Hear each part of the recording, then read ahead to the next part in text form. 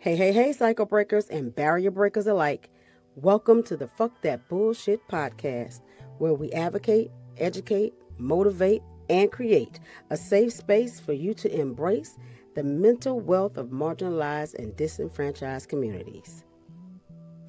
We are serving no bullshit knowledge, tools, strategies, and insights. And yes, we will be entertaining. Our goal each episode is for you to leave feeling empowered, ready to take action and make meaningful choices that pave the way to your abundant mental wealth. So enjoy, like, subscribe, share, and discuss. Make sure you save it too, just in case you want to look back at it and get some more tips and things. The PTBS podcast is for education, empowerment, and inspiration. It is not a substitute for therapy or professional mental health care. If you're in need of additional support, please reach out to a licensed mental health provider. Warning: the Fuck That Bullshit podcast is intended for mature audiences only. This podcast contains raw, unfiltered conversations about mental health, social issues, and breaking generational cycles. We keep it real, unapologetic, and explicit because healing and empowerment require honesty. We're going to have strong language and adult themes, unfiltered discussions on race, identity, and mental wealth, challenging bullshit narratives without censorship. So if you're easily offended, this might not be for you, and it's definitely not for kids. But if you're ready for bold, barrier-breaking conversations that empower, educate, and entertain, tap in and let's fuck that bullshit together. Let's go.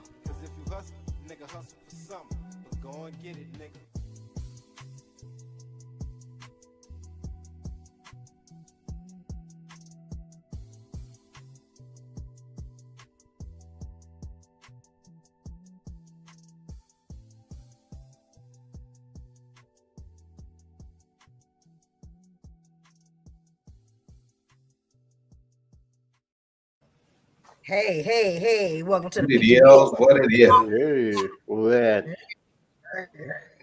How y'all weekend? Good. Had a good week. Yeah, it went by kind of fast too. Yeah, it wasn't dragging. Real fast. It wasn't dragging. Yeah. I was like, we got another 4-day weekend coming up in 3 more days. Oh yeah, that's right. What else coming up? 4th of July. 4th of July. Oh, their Independence Day. Yeah, the white people Juneteenth. How come on our calendar we got Juneteenth part 2? Oh, that's dope. That's dope. I feel like, they didn't give us ours, right? And we had to fight tooth and nail to get a holiday if we wanted one, right? And I feel like since they made us celebrate theirs for so long and it wasn't relevant to us, we should just take a few years and take over theirs. And why not? Yeah, because Juneteenth being an actual holiday, federal holiday, that's recent. Yeah, right. Recently. Yeah, because I remember I used to take off on Juneteenth because when it wasn't a federal holiday. Yeah. I definitely, because I would work if I could work on July 4th.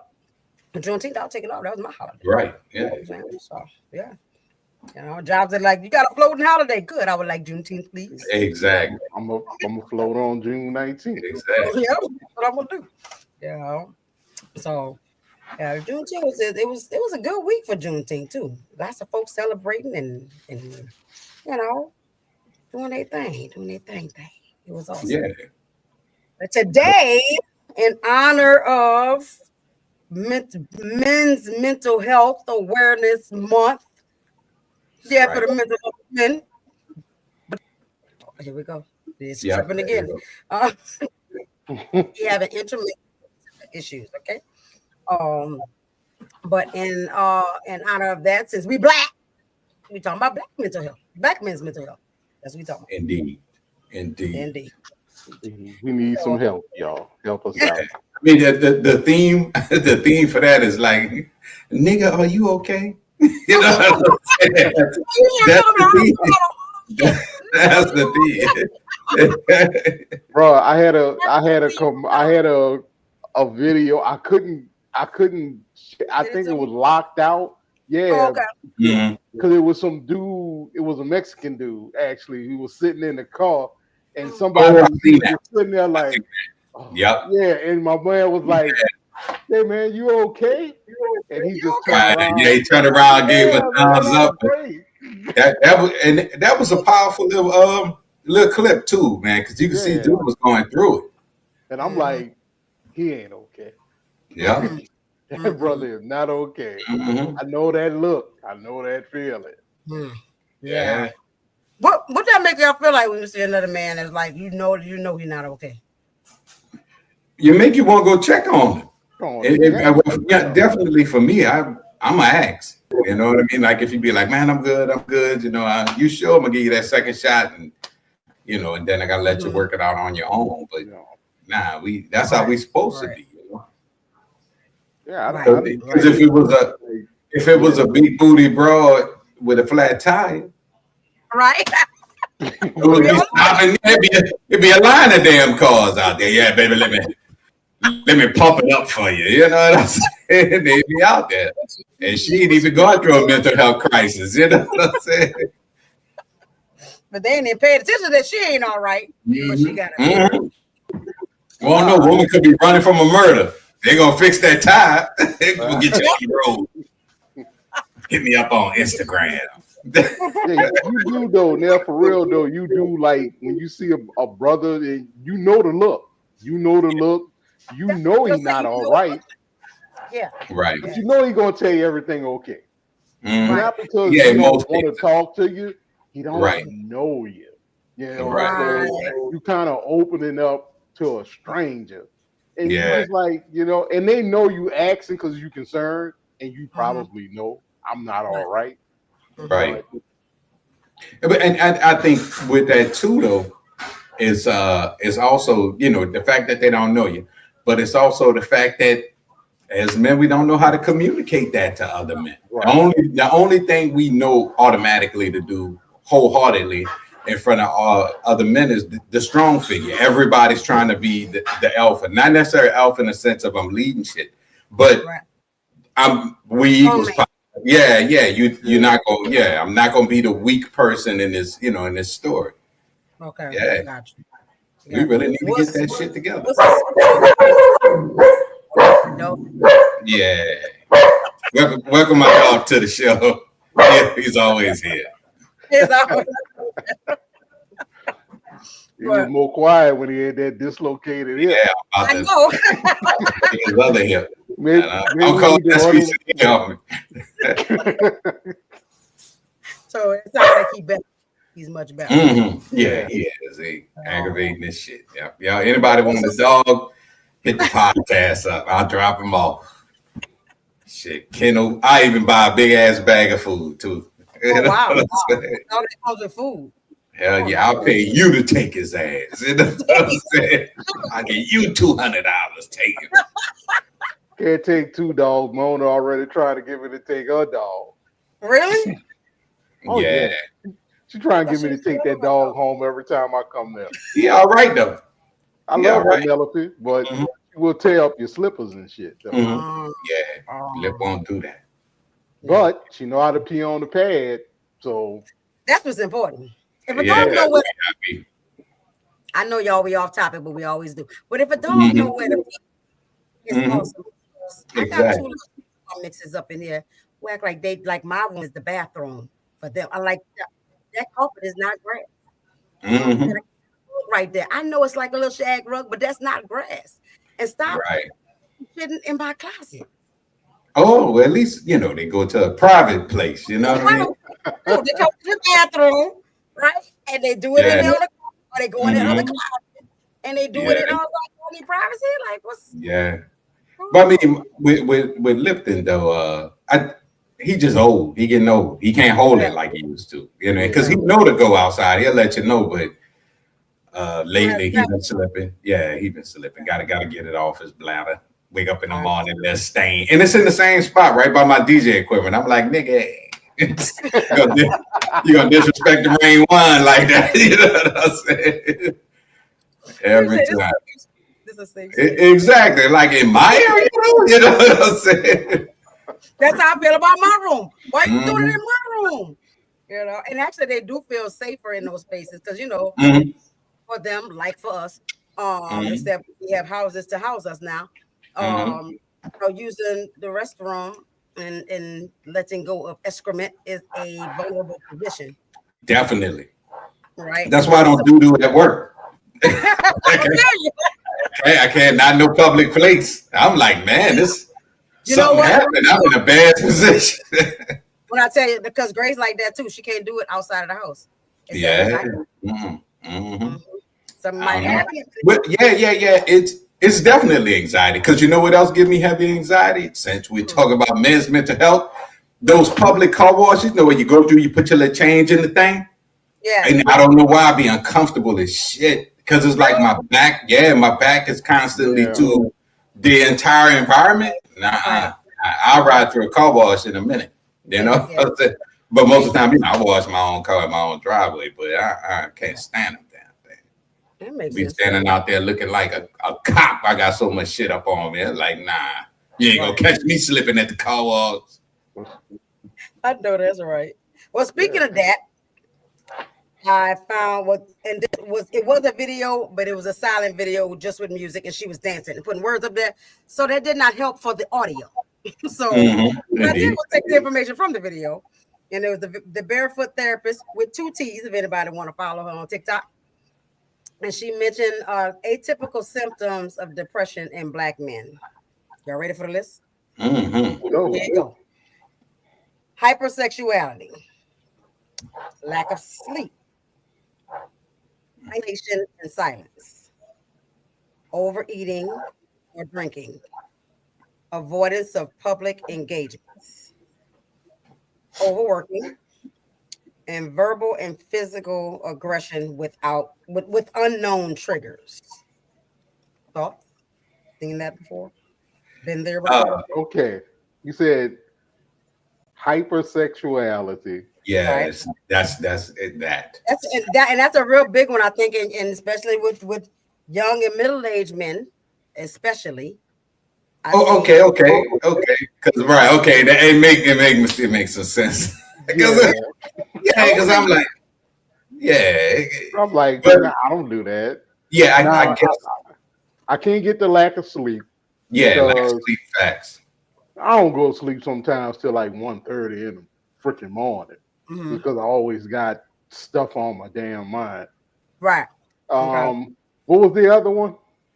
So it was hypersexuality, lack of sleep, isolation, and silence. I see that a lot. Yeah.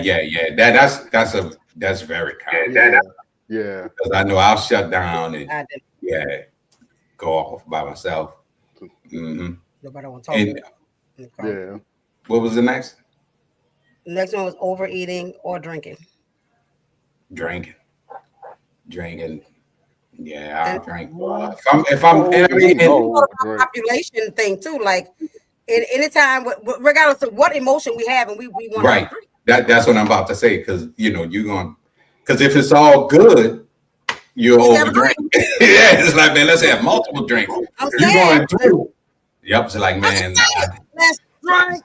Yep, exactly. I just lost my job. Nigga, get a drink. So that's a fact. That's a fact. So, now I know the overeating thing is a thing, and that's something that's hard. Oh, wait. She said, I'm sorry, my dog keeps shitting in your closet bathroom. Like, I know I can't say the R word on here because it's the derogatory, but like that dog is slow. And we use that word around here to describe her because that baby she's special needs on the real. Like she get a little pass for that. But I was saying the overeating, I see a lot. I see it in clients. I saw it in my ex. But it's subtle because eating is also community for Black people. Right. Yeah. You know what I'm saying? That's another thing we do regardless of the emotion. You know, you're excited, you're celebrating, you're graduating, whatever's going on. You're getting married, you're divorced, whatever. Just have drinks and eat some food. Exactly. Right? Yeah. You know? So since that represents community for us, and I think what I see in that is when I notice it's more of a depressive thing for men with that is when they start doing it by themselves. Right. So it's community, and I've seen that. I've seen that. Yep, I've seen that. I've seen them brothers like at the restaurant, and it's a different kind of eating. The food is there, the beverage is there, but it's a slow eat. Like they not even really enjoying the food. The food is just there because you ordered it. You know what I mean? Yeah. It shows on the outside. Right. And it's easy to mindlessly overeat. You know, not for me, but acid reflux. Keep eating that shit.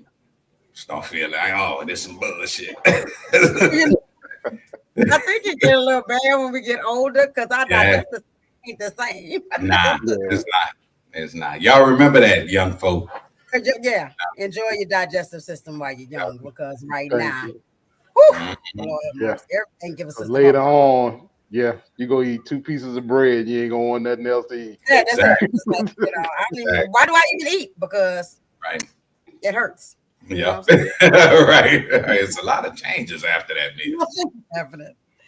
Let's see. The next one was avoidance of public engagements.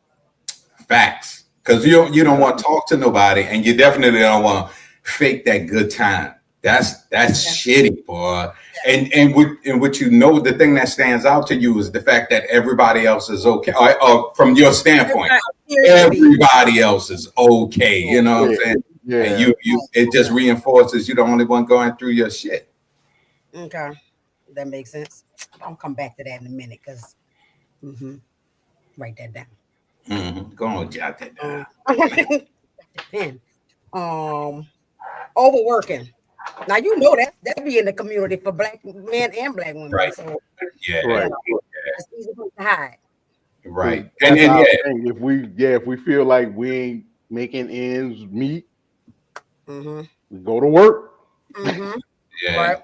And if you're going through something, work it'll take your mind off it because you got to focus on this thing, and plus if you're at work and you happen to do something, something awesome, something job worthy, big dealy, somebody's going to say, hey, Fred, man, that was great how you did that. And that's a little boost up on the other shit you're going through. You know what I'm saying?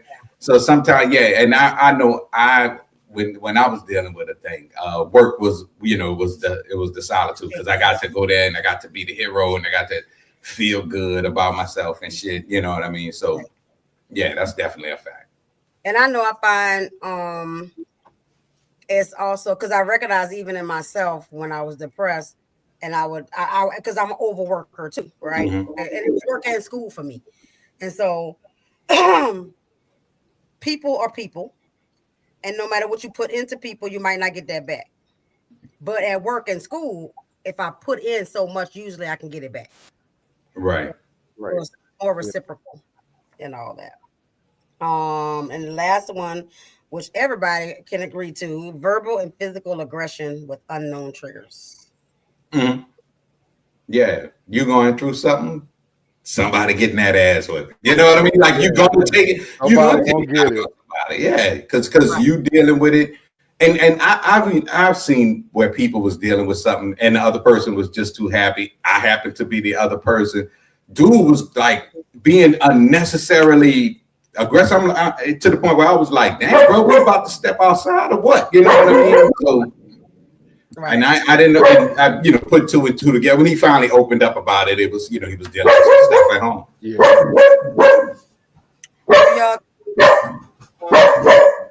We're gonna have to trank that dog, man. Nah. One of y'all need to come and get it. I don't want another dog. None of these dogs here belong to me. That's the kids' dog. I don't have a dog. Just bring him out there and let him go. He'll work it out. He'll work it out. I had Hercules. That's the last dog I had. That's it. Yeah. We travel too much to be having pets. I'm already fussing. I'm already fussing and complaining when I see people at the airport with their service dog. Service animal. Y'all missing the point.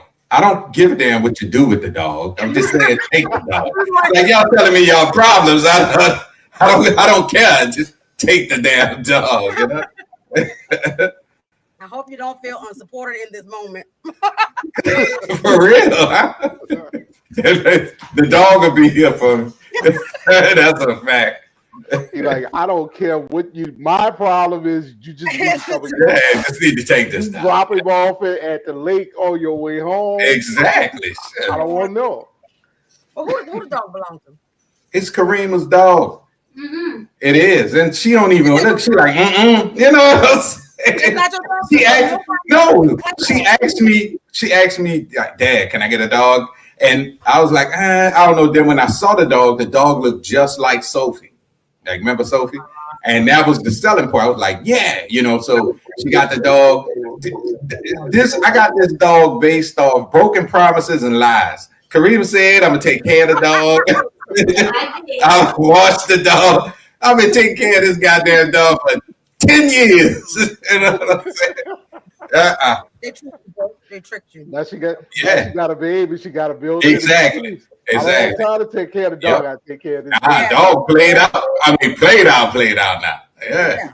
Her and Melissa be on that. That's your dog. Like, y'all gonna stop saying that. Y'all gonna fool around here some mystery meat for dinner and can't find the damn dog. You know what I'm saying? Take you to Korea right quick. You start eating the dogs and eating the cats. Okay. Well, yeah, that's true. I don't want ice around my house. You eat a dog, you got to be an immigrant. Oh my goodness gracious! All right, for real, we get back on subject again. Yeah, it's what we do. I have a joke with them now because they grown, so I can't be dads. So now it's not child abuse. So when they start cutting up and being stupid, I said, I'm withdrawing my support. And they was like, no, don't do that. I'm gonna use that. Y'all know that sounds like a winner. I'm gonna start using it. I'm telling you, it works. It works very well. Because even if whether you forget, a lot of us help financially support our children and all that. Mm-hmm. We feed them. We ain't gonna clothe them, but we'll feed them and all that. Right. And stuff, and we give them the moral support and emotional support. We give them the stuff that we're good parents, man. So we would draw support. Right. Yeah, that is. That's a real threat. Most people rather get their behind beat. That's right. Exactly. I like that. I'll be using that. Psychological. It's like when I saw this lady on the internet that was like, oh no, I don't worry about taking my child's phone.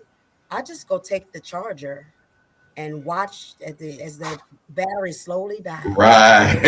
Yeah. Yes. I was like, that's so beautiful. Mm-hmm. Yeah. Don't take the phone. Don't take the charger. Don't take it down. Or I love the people that just change the internet password. Yep. Yeah. Oh, I've done that. Suspend the line. Because that's what I started doing. I started suspending the line. I was like, you ain't got to physically give me the phone. I'm changing the password and I'm suspending that line. Because I paid a bill. I was like, I got to control the thing.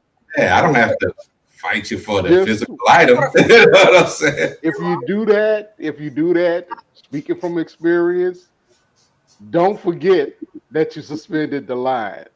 Oh, my kids went without a phone for like 6 months, and it was all too scared to ask you when it was gonna get this phone come back up. Man. And when little Fred finally asked, I'm like, "What? Nigga, ain't your phone on?" Right. This went on since y'all was like, "Oh damn, okay." Yeah. No wonder y'all ain't been answering the phone. Oh God, we got.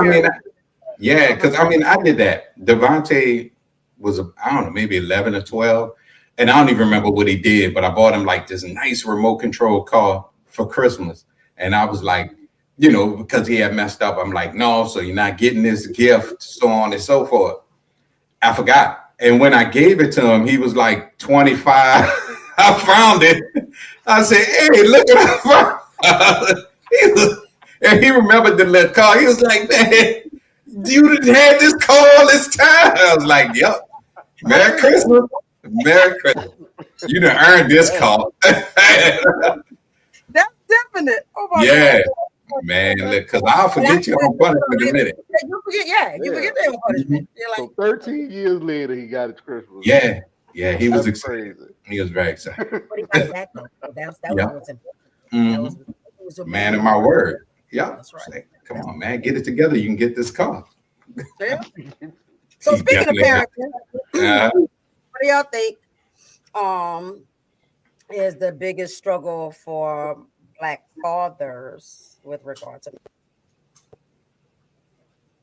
in reference to parenting? From a parent perspective.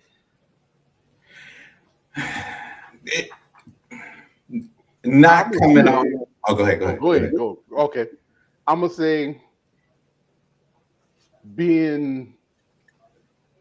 because a lot of fathers and mothers parent different. Right. But a lot of times your other half expects you to parent the same way they parent. Oh, Brian got your picture up there? Oh, yeah. So what may look like you may be disciplined in, but not disciplined in how the other parent is, they may take that as, oh, you're being soft. No, I just got my own way that I do stuff. At the end of the day, as long as the goal is met, right. We're disciplined. Like I disciplined my boys different than I disciplined Brochet. I didn't discipline her the same way that I did with them. I didn't discipline them all the same way. I could discipline Fred different than I disciplined Myris. I disciplined Tyrese different than I disciplined all of them. Right. Because they all different. I can yell at Fred. I can go off on Fred and he might be mad. You can see it, but he's not gonna say nothing. Right. And then he'll just be like, okay. With Tyrese, you gotta kind of talk to him and explain this is what I'm doing. This is why this I'm doing it. Why I'm doing it. Yeah. Jamiris, he was you can fuss at him, you can tell he gonna sit there like this. Okay. And that's it. He gonna leave and then he gonna go do whatever it is you wanted him to do. Roger was she was sensitive. So you couldn't just go ham on her. Right. Yeah. Because now I'm sitting here, now I gotta put on my ghetto therapist hat and bring you back. You know, that's the important hat. She gonna run out the house. She gonna try to run away with no shoes on. So you know, I need you to come here. Your baby's out there with no shoes on. Well, like, and I don't know, Nell, you can probably ask me, and Brian, both of y'all can. I think a lot of mothers, especially single mothers, parent hard. Yeah, they feel like they have to. They feel like that because it's that whole I'm trying to be the daddy and the mama. I never subscribe to that myself. Yeah, me, I don't support that. I don't support that. Yeah. That's mom I can be. Right. You know, I'm not gonna try to do the man part because I don't know how to do that. You know what I'm saying? Yeah, I mean because I didn't grow up with one in my house either. So what is my example? So because Mona parented hard. My dad, he always tried to be cool. Right. But then when he used to go hard, because he has gone hard. Yeah, he has. You kind of like, but it's like in the back of my head, I used to be like, damn, it's about time you got pissed off about something. Damn. I've been fucking up for the past 2 weeks. You just like, hey man, don't worry, you know. No, I needed you to do this from the beginning. Right. I think, and I agree with all of that too, but I also think one of the biggest stresses is, along with that, is that father status, whether it's your biological child or your, or the blended family child, that your status as a father, I always felt like it's more shaky. Like you can get kicked to the curb quicker by your children than a mother would. You know what I'm saying? So yeah. It's not a you ain't shit or you ain't my daddy. It's not even none of those things. It's always, and I think it's societal too. You know, the father is always, whether you in that household or not, you almost always being looked at like my dad wasn't there. Even though you was there, like he wasn't there that time for that thing. So the description comes off as he wasn't there. I feel like dads, tend to work harder. Yeah, you know what I mean? Work harder for that child parent respect. You know what I mean? Because they'll get, and I'm not saying they don't have mothers. It's just I don't, I'm not a mom, so I don't know what's happening with y'all. But like, you're right. I think it's more automatic to have that mama respect than it is for dad respect. And I think it is a lot of societal shit, especially for Black people. A lot like how they present Black men in the media. You know what I'm saying? Exactly. The fact that they're like because the whole father not in the home shit or whatever. Right. They've been doing for years.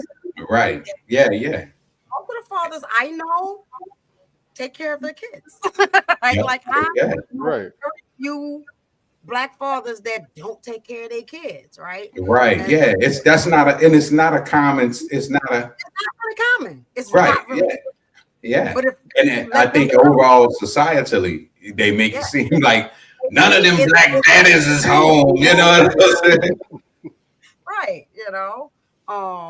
So that's one again. That's another reason we have these conversations so we can we got to get rid of those myths and stereotypes because our fathers are even if they're not in the home, they still take care of it. Yeah, 100.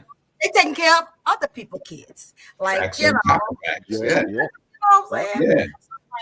So we got to eliminate that sort of thing as well. What do you? How do you handle your emotions with your children when you are going through it, or you having a moment? And I know it depends on age too, and all that. But older ones or whatever, do you let them know when you're struggling? Do you talk about it, or they just see your attitude? Me, my turn to know my business. You know what I mean? When I was going through, it was me and them. I OD bonded to them, and it was just me and the boys at the time, and they helped me, and I don't even know if they realize how much that they know that they helped me because I've told them, but I don't know that they realize how much they helped me. Yeah, right, yeah, and they really did, and it wasn't even so much that they was doing. No big deal things. It wasn't throwing a second line like, let's have a second line for dad, make him feel better. You know what I'm saying? It wasn't even all of that. It was just that they listened and they gave a damn. You know what I'm saying? So now, I open up with my kids. Like I be talking to them. I'm pretty sure Jaden get tired, and I'm pretty sure Xavier be like, man, here he come again. So, man, pause that game. I gotta talk to you. You know. Just some bullshit. These motherfuckers at this goddamn job. Ain't mama tripping. It's just too. My fucking dog keep barking. You know what I'm saying? But I always been because that's your people. And really how I look at it is, I'm gonna get old and don't put me in a nursing home. Somebody say like don't do dad like that. Remember dad said I'll talk with us about his problems. I'm bringing to my house, some DJ equipment, put them in the garage. That's how stuff happens, though. Like you determine whether the people going in the nursing home based upon relationships. Yeah. Because everybody feels bad about putting their parent. Most Black people feel bad about putting their parents in a nursing home, right? But so the deciding factor be like, well, I remember when he didn't give me that birthday party. You know what I mean? It'll be because you gotta nitpick it in order for it to make sense. Because from a mom's perspective, my whole philosophy always been 9 months in a push. You owe your mom. You see what I'm saying? Because she could have went another route. And goddamn it, I planted a seed. And I could have, you understand? I could have sent that somewhere else. Could have had to wash the sheets that night. So you know what I'm saying? So is you I think people have to look at like the whole perspective of what it is. But yeah, I think it's more difficult for black fathers because we always we shot in the foot just off the stereotype. You know what I mean? Yeah. But I mean, like for me, when my boys was younger, because I let them be kids when they were younger. Yeah. Because I was like 8, 9 years old. I knew how to cook. Like I was doing grown people stuff. I was taking care of this dude. And well, you not because my mama was just me like I did. Like I was handicapped. Help me, please. But I get what you're saying. All you would have ate was bananas and cereal. Hey. When they got older, no, I told them everything. Yeah. If we was going through it at the house, you short on bills or whatever.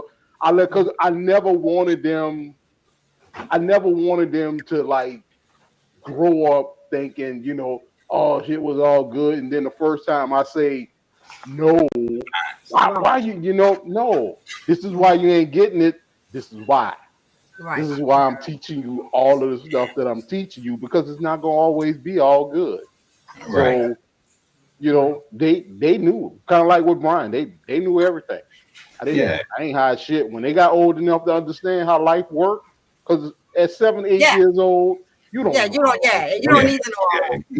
All you worried about is freaking Dora the Explorer and Diego. That's it. Right. That's all you worried about. So when they knew. So it was cool because like when we used to go out, or like if Christmas time came around, make your list. They come with like 1 or 2 things on the list. Because they know, like, this is what I really want. So we used to go out our way to make sure they got it. Right. And I got partners that I work with that they don't tell them nothing. Mm-hmm. Going through lights getting ready to get cut off. They 2 months behind on the rent, and like, man, you need to let them know, because how you gonna explain that shit if you get put out? Right.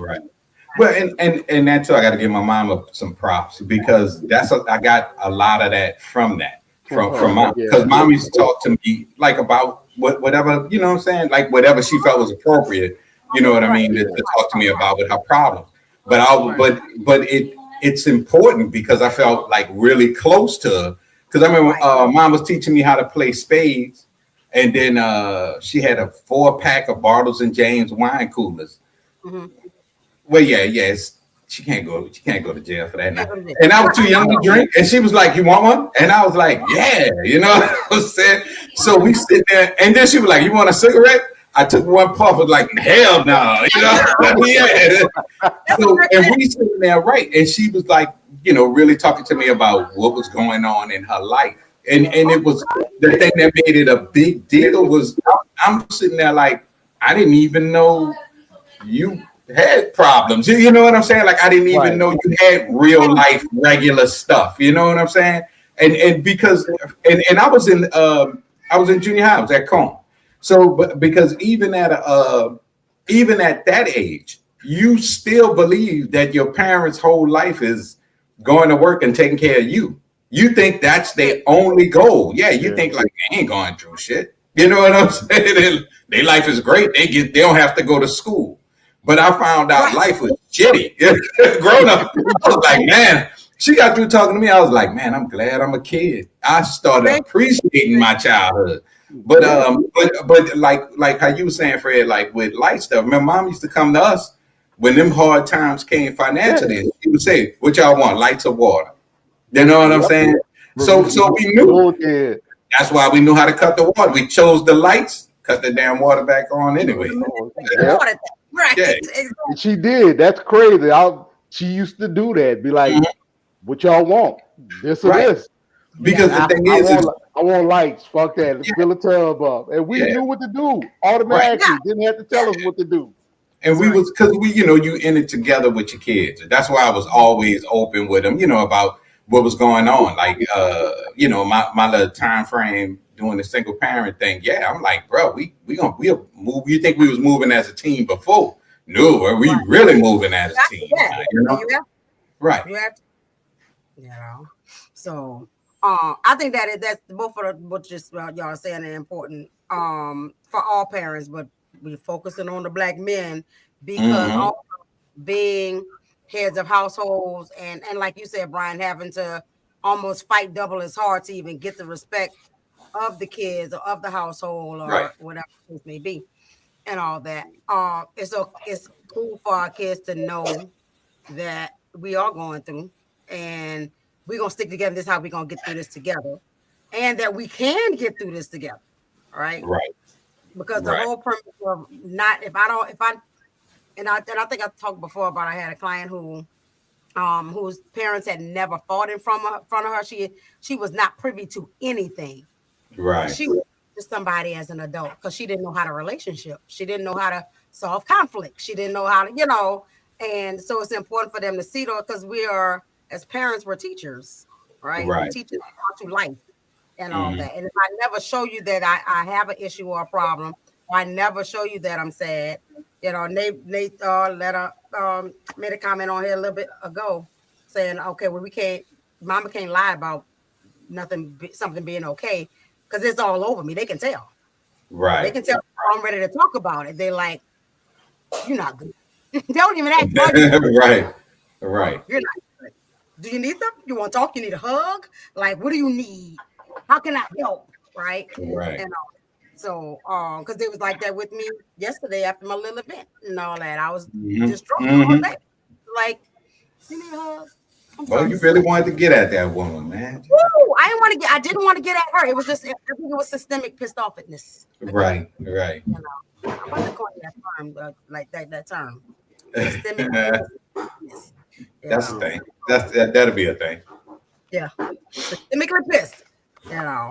So do you feel like the man up culture still exists? In what sense you mean? Like, man up. Can't show emotions, then man up. I'm like, yes. Yeah, it does. It does. But I think majority of the time is used out of content. I mean, there are times when as a man, you need to man up. You know what I'm saying? You need to man up. But it's usually that generational gap when you got an older generation talking to a younger generation. And sometimes they'll look at what's a problem. And you was like, partner, that's not a problem. You know what I'm saying? Man, I'll handle that shit. You know what I'm saying? So, but that whole, that whole shake it off like you ain't supposed to be bothered by something, that's still a thing. It's one of the most hold us back scenarios. That shit hold us back so much. I'm starting to think some KKK member made that shit up. Was like, let's throw this. I was going to say that. It's probably systemic. Yeah, I'm pretty sure. Everything racist. So. Yeah, everything. Goddamn it, it all is. But that's a fact. And why do you think Black men or boys are not taught emotional language? Because a lot of times y'all don't have words. Right, most Black men don't know how to teach that. Yeah, you know what I mean? They don't know how to teach that, and especially from a man to another man. You know what I mean? Oh man, I really should have shared this little post I had too, because it was freaking perfect. God dang it! But yeah, especially from a man to another man, we don't have a lot of experience in that, because growing up as a child, the person who we were open and vulnerable with was our mothers, which is why most men will open up to some female in their life. They'll be more emotional on that end. But whereas with man to man, you worried about being judged, you worried about being looked down on, worried about somebody calling you a pussy ass nigga. Oh, it's always something. Yeah, because somebody saying that behind your back, somebody could say like, yeah, man, Brian out here robbing banks. Okay. Man, Brian came over there talking to me, nigga was crying, sound like a little, you know what I mean? It's you don't want that. You don't want that. And then you feel like every man that come along is gonna look down on you. You know what I mean? So, yeah. It's kind of like what we talked about yesterday. Now, remember I was telling you about with the generations, and it was the same way. We got taught by our grandfather and our uncle, right, who were born in the 50s, in the 60s. So it was just like it was a certain way that black people was raised back then. Why they like, hey, keep your head down, go to work. Black men was raised the same way. Right. You got to be a certain way. This is what you got to do. This is how you do it. And they had no information, so they every generation kept giving them the same information until it got to us. And I still think, like you said, Generation X is the bridge. We're the bridge. Yeah, we like the avatar. We the bridge because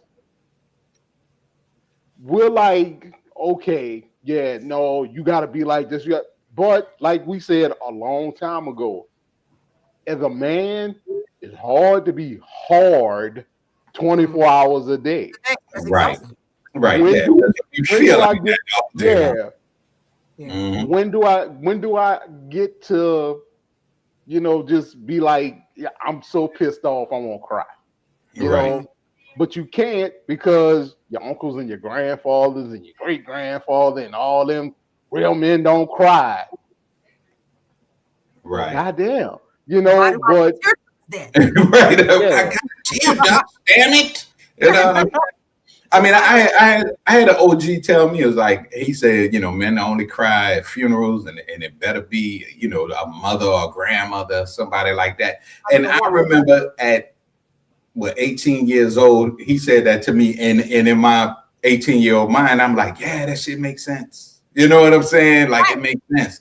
But my influences musically was like NWA and, Boogie Down production. Even though Boogie Down was coming with positivity, it was aggressive positivity. You know what I'm saying? So everything like that are the things that depicted a manhood. I think one of the biggest problems is as men, those older men teach young boys how to be men, but always leave out the how to be a human being part. You know what I'm saying? So I think you got a clip for that one too. Oh yeah, you got it. Because see, that'd have been. That's one of them. Yeah, you know what? Yeah, because if you think about it musically wise, R&B singers back in the 80s, the 70s, the 80s were always during the rap era, they were always considered soft. Right. All the time. They were considered soft. Yeah. Because the early rap stages? Yeah. Well, kind of towards the NWA type of rap, because R&B was still big because right. Well, in the 50s and the 60s. Yeah, well, in the 50s and the 60s and the 70s, we loved everybody. Right. You didn't call your old lady a bitch. You was in love with her. You sung it like, baby, I love you. As we got up to the 90s and the 2000s, that's when we went from loving women to, oh, you're a bitch. I just want to do you, and then you can take your ass home. And all R&B singers, because think about it, that's when R&B started going away. Yeah. Yeah. Well, how many R&B groups they got out right now? But there's a nice chunk. But what really changed was back in the day, right, in R&B, we now 60s and so on. A lot of all it is the same scenario keeps happening over and over again. A lot of the famous R&B singers then were youngsters, but in order to get in, you had to come with a more mature sound. So they were they were kids trying to sound more adult, right? So their content was more mature. And then in the 70s, most of those people were actual adults So we had better quality, including the rappers, because Kool Moe Dee and all them, they was grown ups. And then somewhere in the 90s, all of a sudden the kid thing came back, but they were still trying to sound like the older cats. NWA era, everybody started doing their own thing, which was a lot closer to trying to display what was going on in the hood. Everybody wanted to be political or Muslim and so on, because I remember being Muslim was almost a fad at one point. So everybody was trying to be, would use their third eye and so on and so forth. And nowadays we have all children. So R&B is still there. It's just a bunch of kids now, though. So you're getting kid content, and which is why as an adult, people look stupid as hell being 45 years old talking about, little anybody or young anybody is the shit. You know what I'm saying? Because I'm like, damn, bro, you watch Mickey Mouse Club too? You know what I'm saying? Because it's like super on some kid shit telling me that little boy is saying anything, of content, which jumping back to the topic, which affects, you know what I'm saying, that mental health, because you got a lot of adult black men still want to be relevant. So they feel like they have to do relevant things, I'm sorry, that's some kind of mental freaking disorder, because you shouldn't be 50 years old and still trying to impress people who you should be teaching. Right. What needs to come up next in your life? You backpedaling, trying to be like them. And I see that, maybe DJing in parties, I'm like, man, that dude gotta be in his 50s. Know the whole song. for no apparent reason. And then you getting kudos and props from children. They teaching you how to be. You know what I'm saying? Right. His ass backwards. His ass backwards. It's one thing to be open to it and know and learn and get it, but it's a thing to be, like you say, trying to impress with it. Right. Yeah, you involved. Yeah, you involved in it. Right. Yeah, sure. If I go watch my son play soccer, that don't mean I'm gonna get my old ass out there and try to run up that goddamn field. I'm gonna support you from the. You're gonna need to just bring the ambulance closer before I go out there. You know what I'm saying? Yeah, but it's crazy. Support becomes important, but I can't get out there with you. Right. Exactly. Stuff that makes sense. That make a lot of sense. And I was also thinking, but I can't remember what last name. I think Leon is his first name. He was on the show Victorious on, was it Disney Channel? Or was it Nickelodeon? I think it was Disney. I always anyway, little black boy and all that. Okay. So he got stuff out now, and he's a crooner. Like he like that old school, like that old school jamming. I was like, oh, that boy fire, Oh, I think I know who you're talking about. I'm not sure. Oh yeah, and they just mentioned it just now. Oh, sorry for it. Leon Thomas from Victorious. Okay. Yeah. I heard his stuff. That fire music, right? And I'm like, because it feels old school. Exactly. And it's making love to your music. Right. Motherfucker tomorrow, and I'm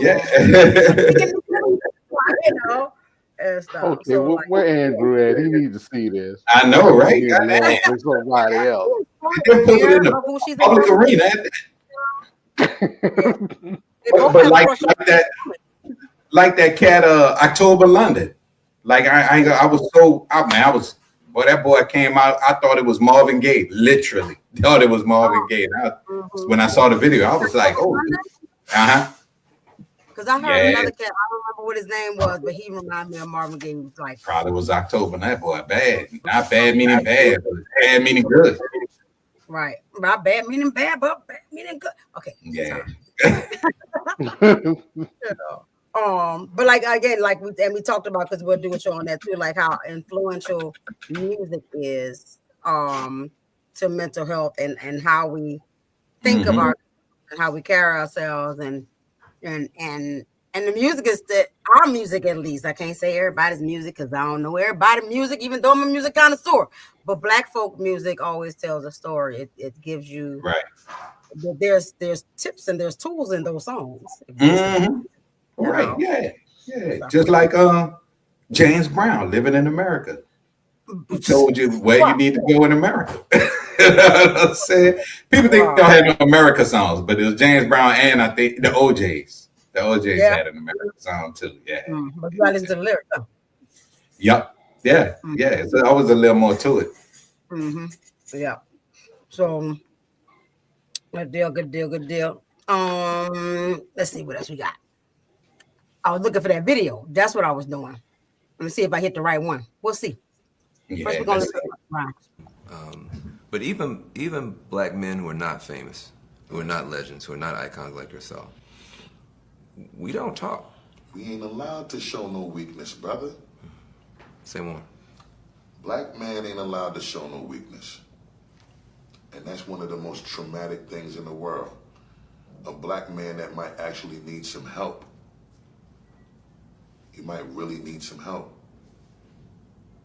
It's challenging for you to even bring yourself to a place of comfort, to call someone to tell them that you really need some help and ask for it, and not be afraid that somebody is going to take that situation that you're going through and exploit that shit to embarrass you or humiliate you.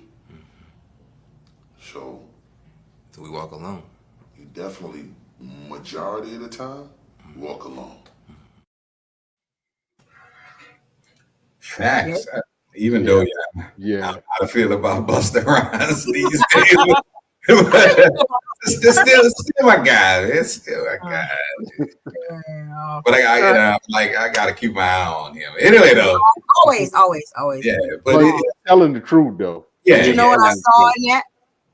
How hard it was for him to even say that. Yeah, that was a struggle. He was struggling. That was a struggle for him to even have the conversation. Yeah, because you can see he done been there. You know what I mean? You can see he done been there. So and that's it's 100%. But it don't matter if you're a millionaire, a thousandaire, broke as shit. You can't. Yeah, you. It's not an automatic thing. It's unfortunate because somebody will exploit you. It's a fact. It's a 100% fact. Right.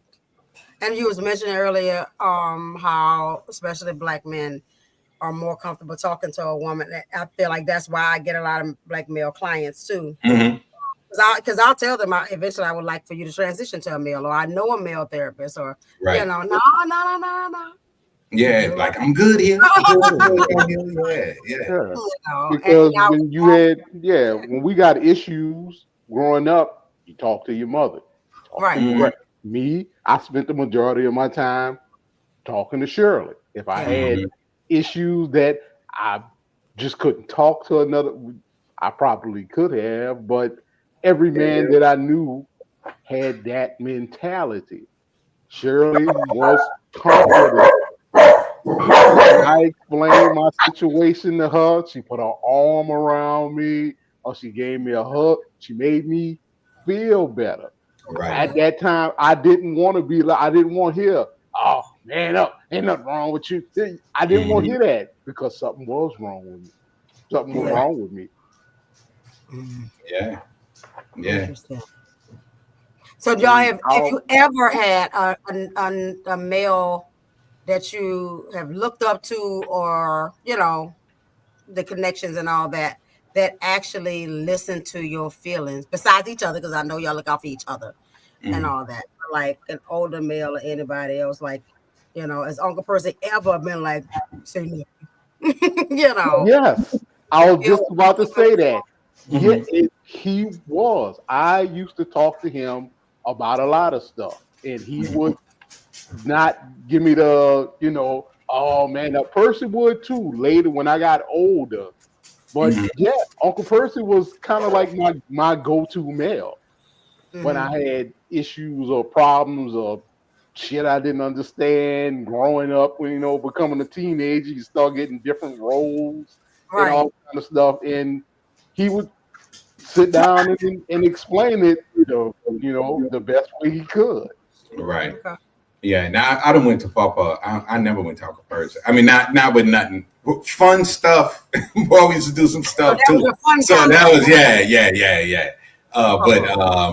But yeah, I done went to Papa, and I used to go to Brother Pike He was a deacon at LOCC. He used to talk to him a lot. You know what I mean? And he gave us some solid advice too, man. And we could do. Okay. Do you feel like there was somebody I could talk to? Who? Mama? Okay. Yeah. Mm-hmm. Oh, you talking about Ancient Show? Because you went out. Again. Okay. No, not and I not like that. But I never I never went to him with nothing. I never went to him with nothing. I think the complication there was I never saw him as like a father figure. You know what I mean? Yeah, I never saw him as a father figure. Yeah, loved him to life, but I never saw him as a father figure. Yeah, but I mean, you gotta look at it. It was in our lives since 1978. You know what I'm saying? Like he's been around. Yeah, he's been around. But of course, you know, at that point, they were friends. So he was, hey, it's Ed. You know what I'm saying? So he was always that. And I don't think, you know, he really wasn't involved in the raising or rearing us, educating us part. So, so that kind of bond, that private, personal, yes, but private, no. Right. I never did because, like, later on, as I got older, Dad kind of was like more into like stepping into like, okay, they're teenagers now. More of a dad instead of just that cool nigga that showed up on the weekend. So I used to be able to have those conversations with him that if Ed would have been more like the dad, I would have probably had with him. So I didn't talk to him, but not about like Brian said, like nothing like private. Hey, bro, I need to talk to you, and I need you to keep your mouth closed. Right. This kind of conversation. Right. But I mean, with Dad, it was kind of automatic because I didn't talk to Dad about a bunch of shit. You know what I'm saying? Talking to him about those things, and does he offer you compassion? Like, and not buku compassion. Oh, compassion. Right. Yeah. But I don't think I was never uncomfortable. I was never uncomfortable because I always looked at my dad like that's my dad. Like, you know what I'm saying? I always had this thing like, man, you belong to me. You my dad. So I've always, kind of had that vibe, that vibe about him. So yeah, he did. Like when he needed to be sympathetic, he was sympathetic. When he needed to say, "Hey, bro, you fuck it up," right? He would say that. In his way, you fucking up, which is cool. What I need is kind of like the same relationship me and Lil Fred got now, because he, like I say, he called me about everything. When I say everything, I mean everything. Probably some stuff that he don't need to call me for, but he'll call, I'll listen, he'll figure it out while he's telling me what's going on, and he like, oh, okay, I got it. You got your third dad hat on, and he needs to process. Right. Solution, you just have to help him talk it out, let him talk it out. And plus, like I said, like I've always told him too, if it's something that you can't talk to me about, call your uncle. If you don't want him to tell me what y'all talked about, just tell him. He ain't gonna tell me. He'll never tell me y'all to talk. Right. Exactly. Unless it's life dangerous. Yep. If your life in danger. I told him that, like, if you call him up and talk about, hey man, I'm thinking about killing myself, he's calling me. Everybody got to be involved. Right. He'll have buku people. I'll figure out how to use three-way on the cell phone then.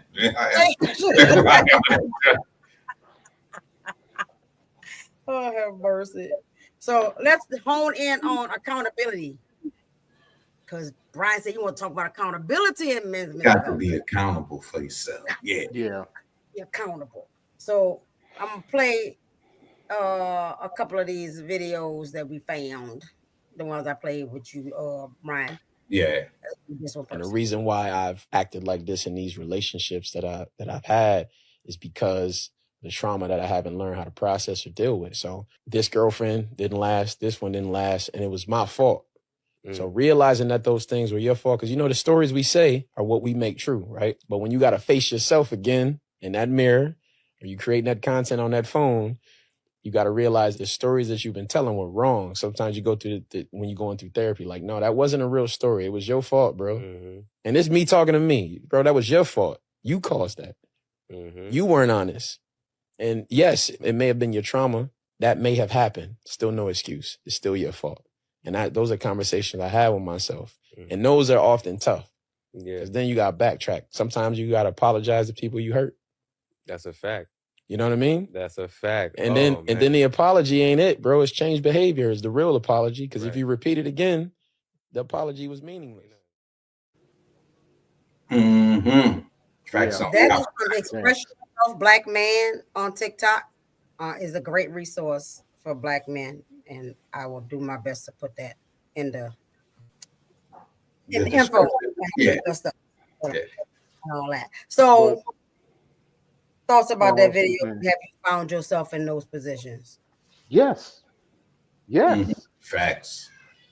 I've had 1, 2, 3, maybe 2 or 3 relationships that when I sat back, I'll tell you what made me realize it was 2 relationships. Okay. The shit that happened with Danielle, and yes, I'm gonna say her name. I was married to her. Fuck that. All right then. When she left me, I had made up my mind like, this is it. She's the one. That's my Bonnie. I'm Clyde. And it just came out of nowhere. And I'm like sitting here like devastated, like, what the hell happened? Yeah. And then I'm like, oh, you know what? I done this same shit to people. Oh. This did not happening to me. And I had to make phone calls and apologize. What? Because now I know how that felt. Right. Because I was devastated. Mm-hmm. I had to explain to my son, hey, I know we had this family unit, but now it's just me and you, bro. Right. And we got to figure it out. Mm-hmm. We're going to do this. We're going to do this. And I for me to never make this happen again, I had to admit that I done that shit before. Mm-hmm. That was good stuff right there. That actually helped me stop being angry with her every day. Right. Because I don't hate nobody. Mm-hmm. I hated her to the point to where if I would have been driving on I-10 coming across high rise, and if her ass was on fire, I'd have just kept on driving. Wow. Lord Jesus. A lot of hate. That is a lot of hate. Well, I'm glad you worked that shit out.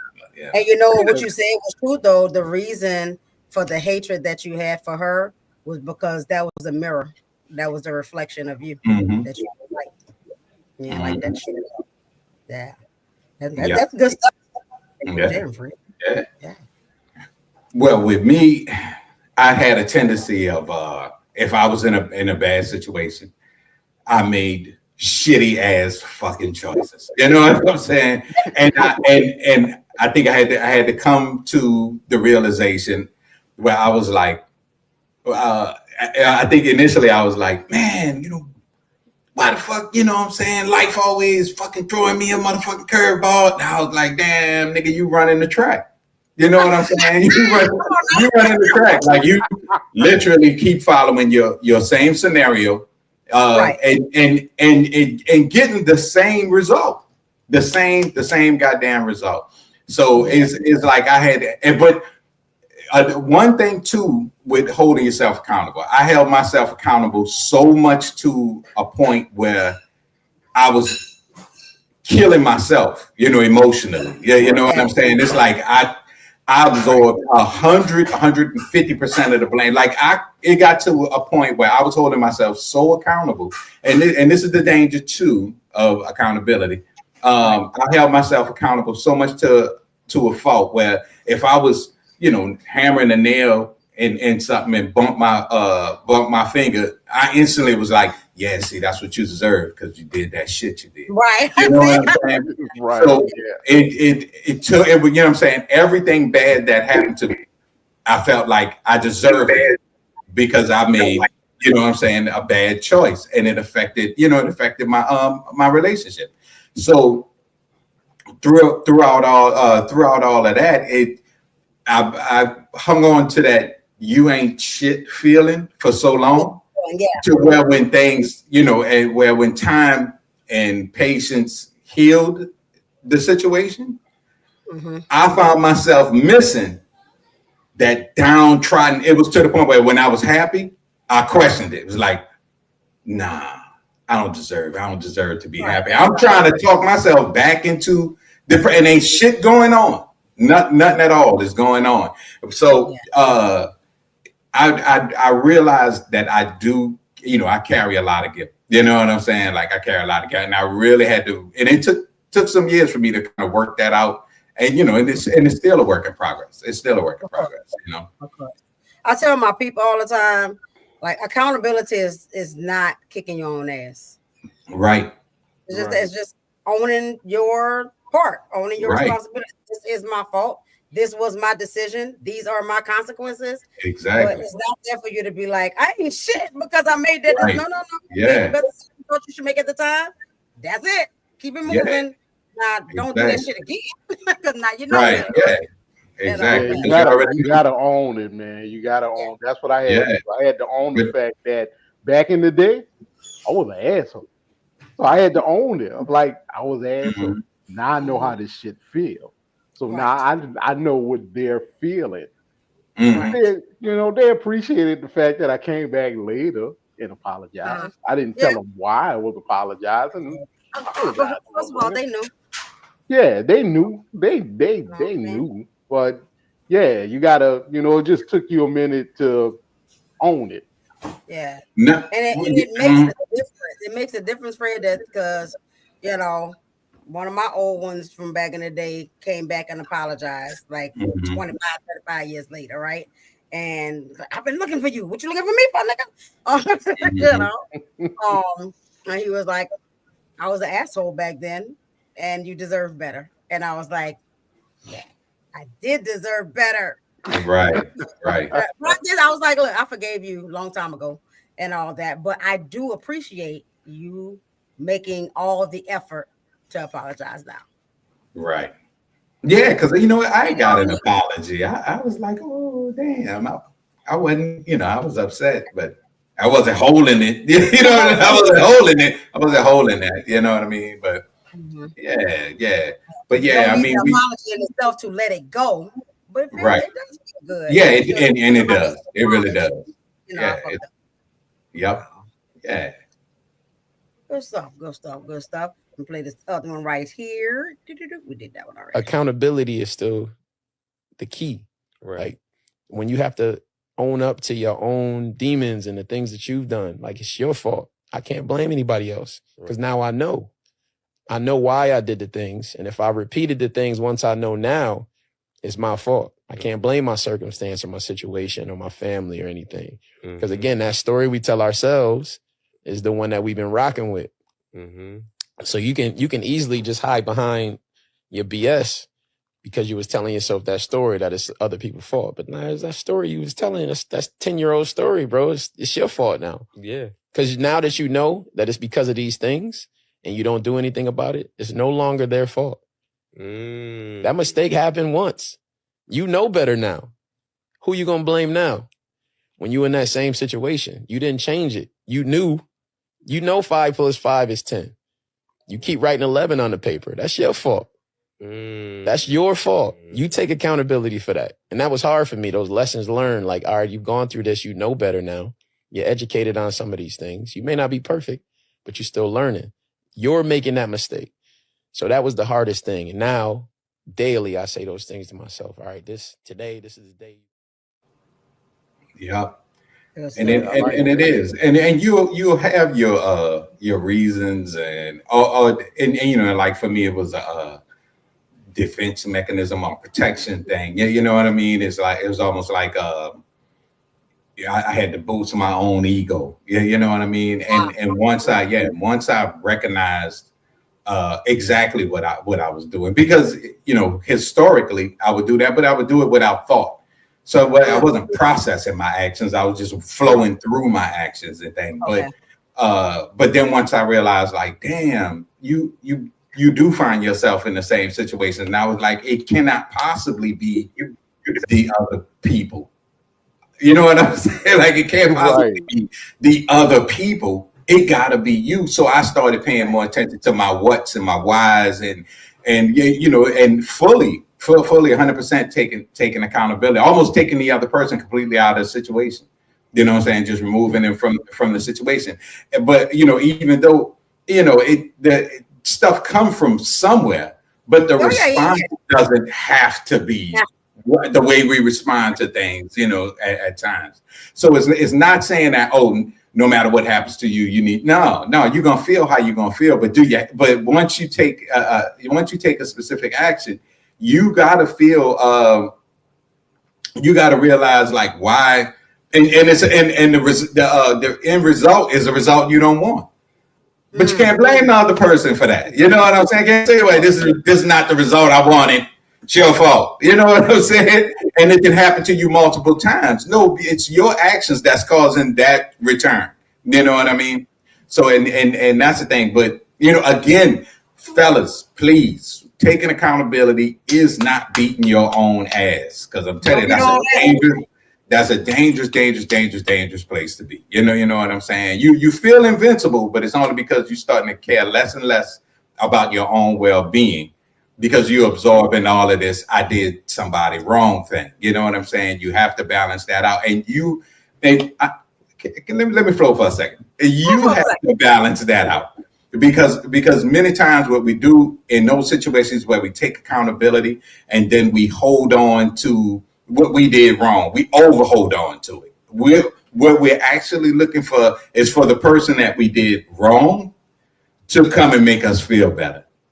That's bullshit. It's unfair. It's the wrong fucking way to think. Because I was thinking that way. I was thinking like, there's something you should say to me so I don't feel like this, because I'm apologizing and I'm working the thing and I'm doing all of these right things. That person has to come to that comfort and that trust and that balance on their own. You caused the goddamn problem. You see what I'm saying? You caused the problem. Now, like for my situation, I caused the problem. So I can't rush you to make me feel better, to rush me to feel better. You know what I'm saying? I'm gonna be there with you. And one of the biggest things we gotta look at too, face your consequences. Once you realize like, damn, I did this, then you face your consequences. But that don't mean jump off a bridge, rob a bank, or beat somebody else. You know what I'm saying? That was my rant. Yeah, no, that was beautiful. That's the truth. That's the truth. Hey, I've been married over 20-something years. Mm-hmm. And we didn't had our big is this relationship gonna work situation. Right. And it was on me. And you gotta own it. That was on me. You gotta own it. Just like you said, you can't, and I knew I can't be like, okay, I apologize. I said all the stuff I was supposed to say. You should be good now. No. Right. No, you shouldn't be good now. I fucked that up, so I got to be the one to fix it. And if it takes 2 years to get it right, I need to keep working on it for the next 2 years. Yeah, until it get right. Yeah, because the whole thing, if it's worth it, it's worth it. Period. Right. You know what I mean? And you gonna, but a lot of brothers would be like, man, I apologize. I was like, fuck it, man. I just packed my shit and be to threw something away. Then you find out 5 years later, that woman was gonna forgive you anyway. You know what I'm saying? Right. Like, damn. Now I'm in a relationship with this white woman, and she's taking all my money. You know what I'm saying? It's like it's fucked Right. up.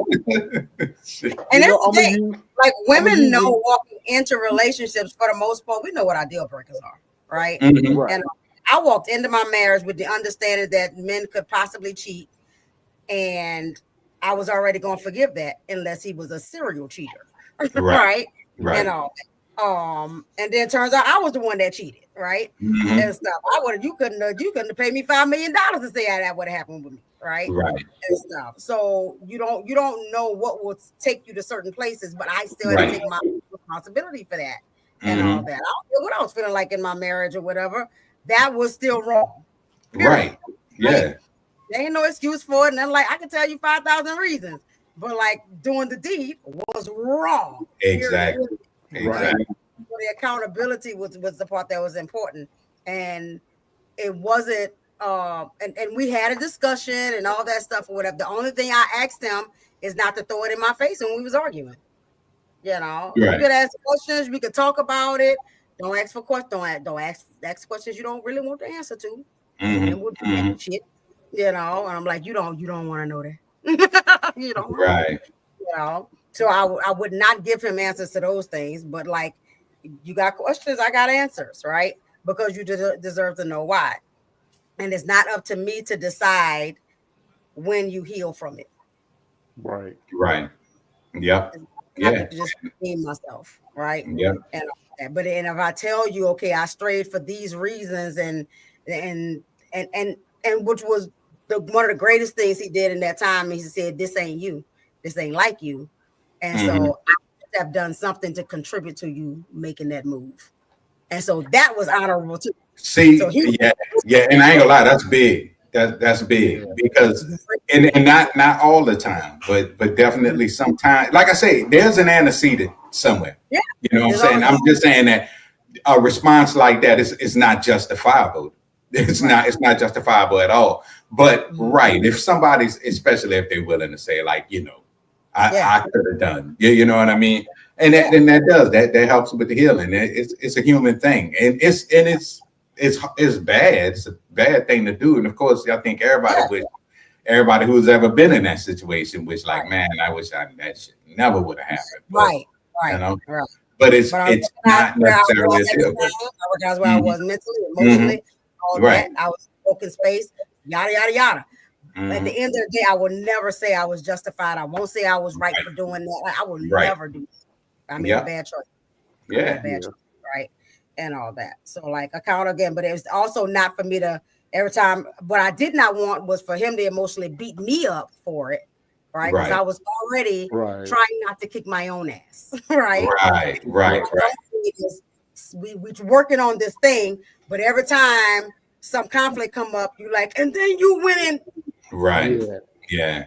Right, and stuff like that. So and so again, women work the same way on other ends as well. And I like using myself as an open example of that because people will say that about men, but don't feel like women also. Yeah, because y'all don't cheat. That's what women say. Y'all don't cheat. Y'all are incapable. That's we can call it. Yeah, I mean, my philosophy on that always been women cheat just as much as men do. It's just that men are better at keeping women's secrets. So that's all. We're not gonna post it. We're not gonna make a 2-hour long podcast about women cheating. You know what I'm saying? No. These women are this harlot. She belonged to the concrete. She for the streets. We know the rules. You know, we know the rules. To your mental health.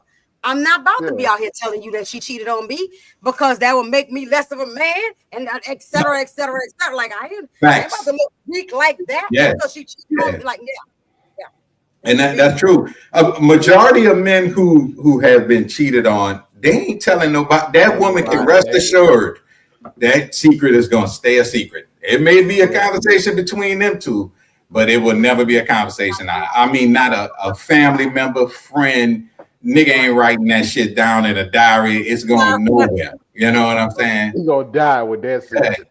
One is embarrassed. One is embarrassed. Well, yeah. and it hurts. And if you don't have space to say you hurting, then I'm certainly not about to tell you about this. Exactly. Yeah, and the reason why they won't say nothing, because it's going to always be, well, what did you do to make her go cheat on you? It's it's never she just wanted to cheat. Like Brian said, she for the street. They got some women that's for the street. She just wanted. You did so. I did something to make you go cheat. Right. You still made a choice. I don't care what the antecedents were. You still made the choice. Right. You know, same thing with some kids at BT. Same thing. Like, I know she pissed you off, but did you have to throw the chair at her? Right. Exactly. You could have walked away, got her in trouble. We'd have deducted some points, and then she wouldn't have got no sweet snack tonight. That's 10,000 negatives. And you know what? You know what, Nell? You said that it's funny. You know, I've never told none of my boys, if you were a woman and she punched you in the face, if she is physically trying to hurt you, you better knock her ass out. Yeah. Oh, absolutely. I ain't never told them turn around and walk away. Why? So she can stab you in the goddamn back? You knock her ass out, and you then you go, nerve to smack you, son. Yeah. She might just stab you in your back. Exactly. Yeah. Then we'll deal with whatever situation come up from that once you get back home. Yeah. Now I tell them, don't go running around beating on the women, because that's not what we do. Right. You mad? If you mad, leave. Right. Yeah. Yeah. Leave. But if you like this and she like, knock her ass out. Defend yourself. Yeah. and shake her if you don't do nothing. Right. Yeah. Because because usually the woman is smart enough that you get like, woman. Yeah. You gonna stop that shit now. Yeah.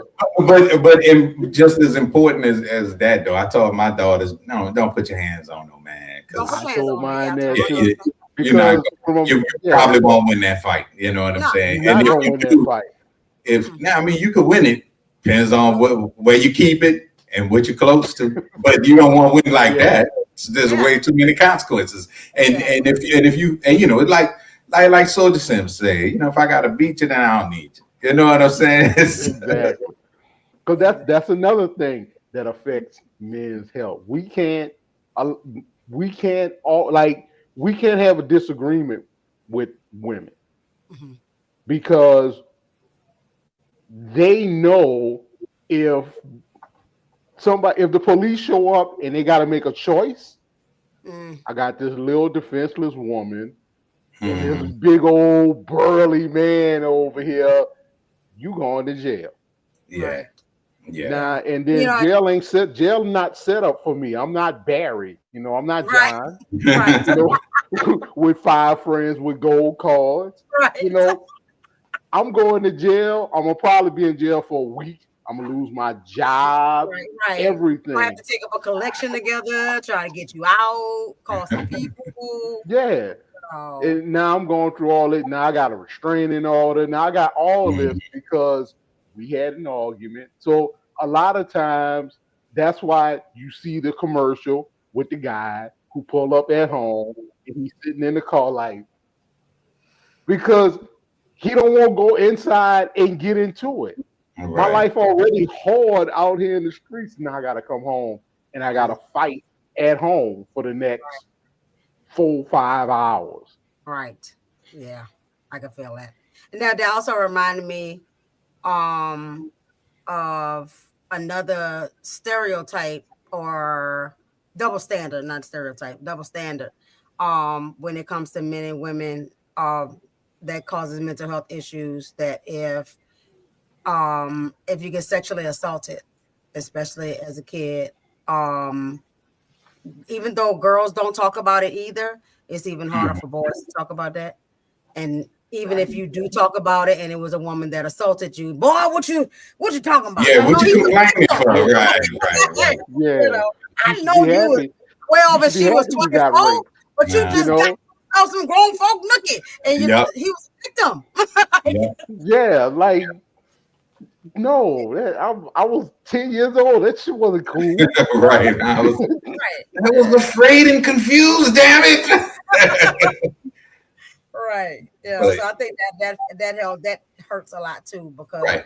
But I mean, it just goes back to, men, black men tend to be treated like you don't have emotions or feelings, and again, it's the man up factor minus the human factor. We don't get, a lot of times we don't get the human piece, Right. Yeah. Right. Now I'm gonna go as far as saying that what you just was talking about, that goes for all men, black men, white men. Oh no, it does. It does. I just wanted to specifically point out black men. Yeah, I'm being selfish right now. And I've seen stuff where they show, teacher molest 10-year-old boy, and I've had people that I know, like white guys, and they like, well, I don't know what he told for. Right. Yeah. They didn't want to continue. Yeah. This was a grown, this is a grown ass woman that just took advantage of a 10-year-old child. Play with his toys or action figures or whatever. Exactly. Not interested. He don't want to play with no critic. I'm like, so you be mad at your son if he came home and told you that his 30-year-old teacher molested him. You're gonna be pissed off with your son. Right. Yeah. Right. He probably, he come home and tell his dad he gonna open up that bush beer. Bush. Bring up, son, you a man now. Let's celebrate. You know what I mean? But if it was his daughter, he blowing the whole fucking school up. You know what I mean? So that's what I'm saying. It's a double standard. It's definitely a double standard. Yeah. And then men tend to carry that, and then you have, and that some of that hypersexuality comes from stuff like that. Because when you're sexually exposed before you should be, stuff starts popping out, doing crazy shit. And all. And I always say, like, sexual assault takes so much away from a person. Like the entire pride and dignity. It takes everything from them. So they like walk in shame. Right. If you walk in shame, no, I can't respect no women because I don't respect myself. I don't know why this thing happened to me. I'm beating my own ass. There you go. Yeah, exactly. You beat yourself and the idea that the physical body is going to do what the physical body does, because this happens in both cases and in both sexes and all that, where she might have an orgasm or, penises get hard, right? When you get stimulation. And so the assumption is that I like it because my body's responding. Right. Body is a biological thing, like certain things. Things make things turn on, right? Didn't they? Stuff. So that's another area of heaviness and pain and all that good stuff. Let's listen to Method Man. It's hard. I find solace in just being myself and not trying to live up to anybody's expectations, but it does bother me at times. I have episodes. It's like I've been dealing with it for so long. I know what it feels like when it's coming. So there's really no solution you can have. You just have to kind of like deal with it and ride this shit out. I say look for love, not from other people, but within yourself. And that kind of helps. But it's all about taking care of your temple. And if you're taking care of your temple, not only are you doing something, for yourself, but you're also taking the time out to consider your health, taking the time out to consider being there for your people as long as you can possibly be. That kind of thing, So that's what it was for me. And as far as the mental part of it, to cope, you do the physical. To cope with the mental part, you do the physical. It doesn't always work, but hey, I like if someone's out there right now listening and you're going through depression and all that shit, all I could tell you is I hope your today is better than your yesterday and your tomorrow even better. You know what I'm saying? I do. Yeah. I don't know what that extra voice was. I think that was on a video. Yeah, I was on video. Yeah. But and I know Matt's story. I saw him on another interview. He was breaking down, his whole depression thing. And he turned to the gym. Yep. Yeah. I believe that's what he was meaning there, because he was like, he said, I started going to the gym, and that was it. And for real, that's like his thing, because I saw an interview with David Banner, and he was going through some depression. He reached out to Method Man. Method Man, I'm coming to get you. We going to the gym, you know. And he said for some people it helped, and I like that he said it doesn't always help, because nothing always works. You know what I mean? Always, yeah. Right. Yeah. So there's no one hitter quitter. Right. I wish there was. I wish there was. Mm-hmm. We can get them done. What does self-love look like for the Black man? I tell you what it should look like. Like you should, believe in yourself. Give yourself, give yourself some kudos. Well, what that was, Yolanda Adams said, you got to lay hands on yourself. And I ain't talking about when you go in the bathroom with yourself. I talk about that. If you want to do that, that's If it helps. If it helps. If it helps. Yeah. But, do you know what kind of off in your brain when you have orgasm, like dopamine and like oxytocin? It takes some shit off your mind. Come right back though.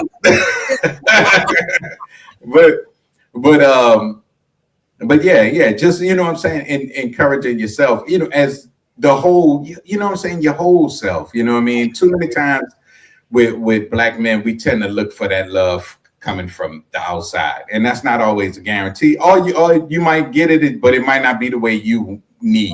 You know what I mean? And you know what you need. Like I got a saying, and I say it all the time at work. I was like, I'm my biggest fan. You know what I'm saying? Like, I'm my biggest fan, not in a braggish way, but just in believing in me and believing that I'm somebody, I matter, and that I'm a good person. Now I got examples of that in my life everywhere. Thank you, Black Jesus. But because that helps immensely. But there are times when I'm by myself and I'm feeling down, and you can't, you got to be able to bring yourself back. You know what I mean? Yeah. What you say, Fred? For me, kind of the same. I have a saying, and I say it literally all the time. If I don't believe in Fred, who's gonna believe in Fred? Most people, well, not most people, the majority of people live in their own reality. Brian was right. Absolutely. We do look for recognition and gratification from outside, but people only worry about their families and themselves. You could punch somebody in the face today after this podcast is over with. 2 days later, they're not even going to remember who you were. Right. Because they don't care about you. So you should get that self. You should be big. I'm big on getting self-recognition from yourself. Because just like Brian said, sometimes you depress your wife, your kids, whatever. Sometimes but sometimes you got to bring yourself back from that when you feel yourself going in that abyss. You got to remind yourself, hey, I'm Fred. Yeah. Okay. Yeah. Like you said, not being bragged, even though I think as a person to survive in the world and all of that, you do need to be a little arrogant. Yeah. You need to be a little bit, I'm the shit. Yeah. Yeah. But a lot of times I've had to wind myself back out of when I feel myself going in the abyss, and it's just me. You got to be able to bring yourself back. But I think nowadays people look so much in Black men. We look a lot for self-recognition from others. We want other people to go, hey, you're doing great. Hey, you know what? You're a hell of a dad. I don't need nobody to tell me that. Right. I know I'm a hell of a dad. Right. Okay? I don't care what you say. If my sons and my daughters come back to me and say, Hey, Dad, you ain't shit. Then I got something to work on. Right. And I've always said, I was like, I know I'm a good dad because my kids told me. You know what I'm saying? And that's the audience. Right. Exactly. Yeah, but if the social worker come and be like, you're not a good dad based on some shit that you got on the paper, I don't care about that. I don't. Gotcha. So I have questions. You have answers. From three perspectives. I'm gonna ask a couple from a clinician or therapist perspective. I'm gonna ask from a sister perspective, and I'm gonna ask just from a Black woman perspective. So first, from a clinician's lens.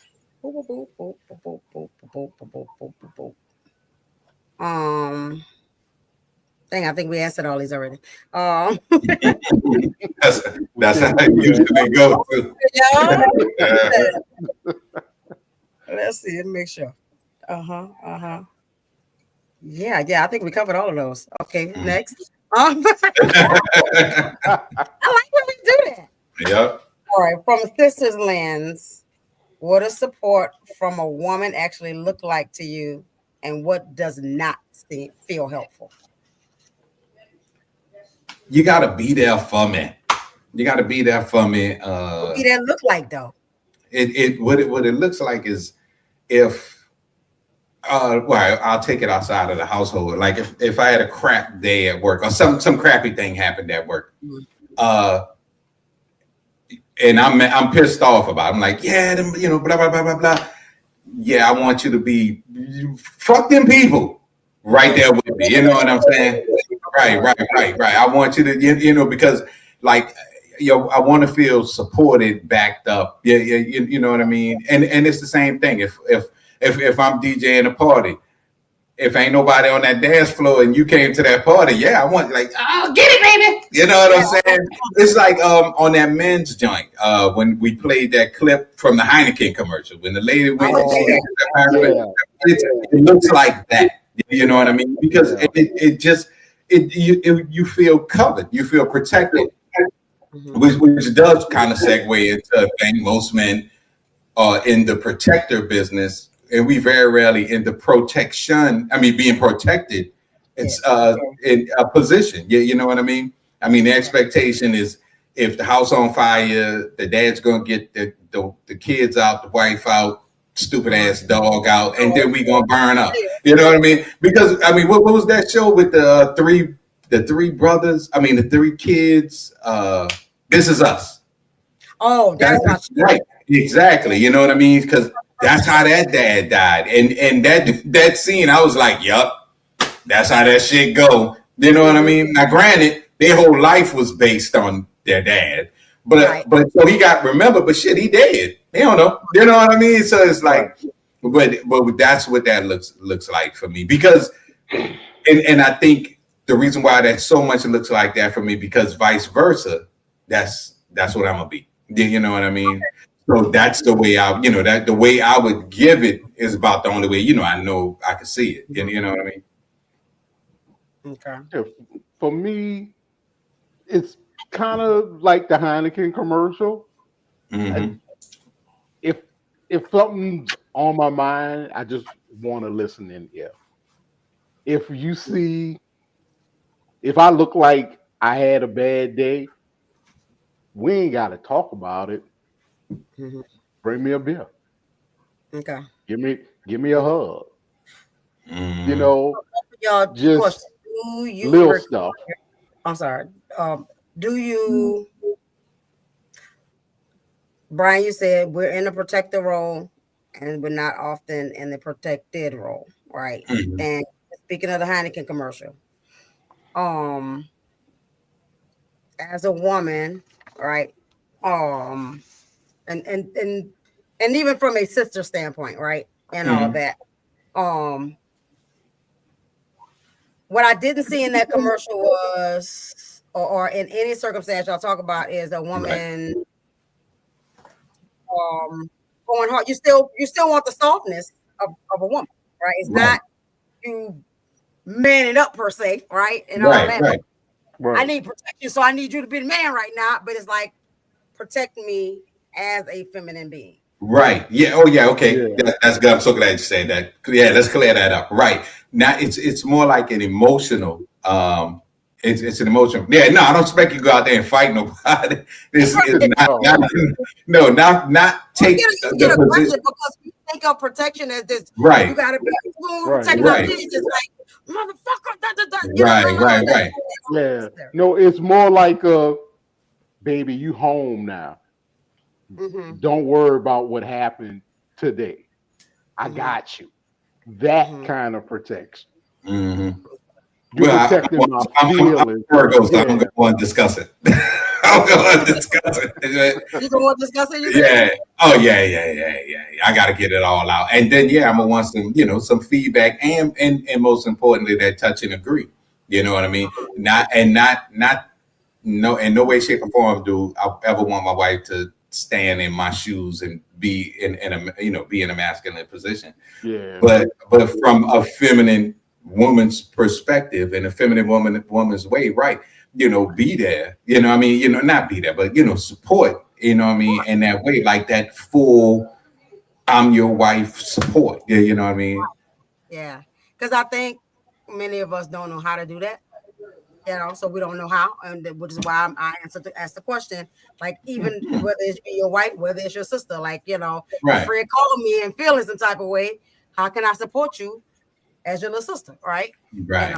And you do that. I have called you feeling some type of way, and you listen to what I have to say, and you give me feedback.